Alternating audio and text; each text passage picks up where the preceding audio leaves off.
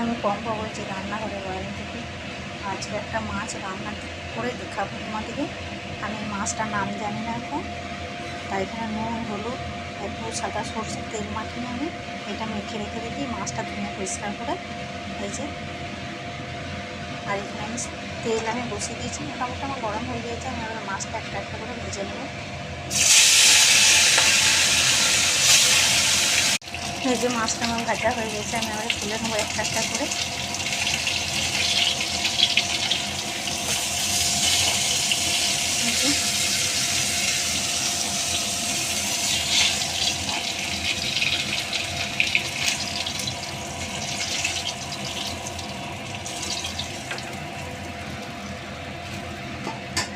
ওই তেলেই আমি একটা আলু ভেজে নেব। এই যে আমি আলুটা ভেজে তুলে রেখে দিয়েছি, আর ওই তেলের মধ্যেই আমি 5 ফোড়ন দিয়ে দিচ্ছি।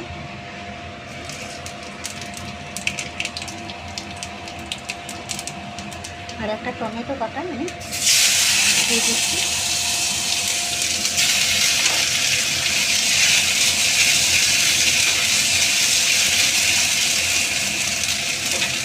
এই যে মশলাটা আমি তৈরি করে রেখেছি, সেই মশলাটা আমি দিয়ে দিচ্ছি। দিয়ে দিচ্ছি স্বাদ মতো নুন, দিয়ে দিচ্ছি কাশ্মীর লঙ্কা গুঁড়ো,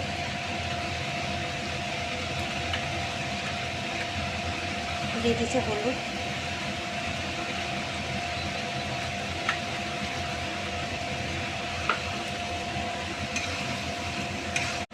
আমি এখানে 1 চামচ মতন ঘি দিয়েছি, আর 1 চামচ মতন চিনি দিয়েছি, আর 3টে কাঁচা লঙ্কা আমি আস্ত দিয়ে দিয়েছি ওই ঝোলটার মধ্যে। আমি কিন্তু খুব কম তেলে এটা রান্নাটা দেখাচ্ছি মাছটা।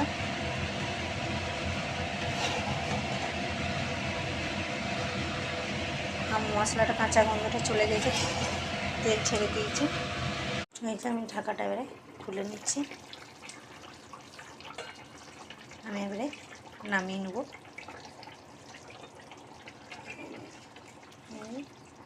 দেখতে পাচ্ছ,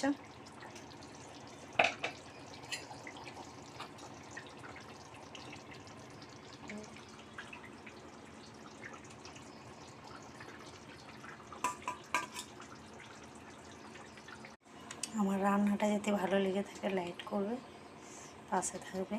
দেখে নাও কত সুন্দর মাছের ঝোলটা হয়েছে। এইভাবে করবে, কম সময়ের মধ্যে কম তেল মশলা দিয়ে আমি মাছের ঝোলটা করেছি।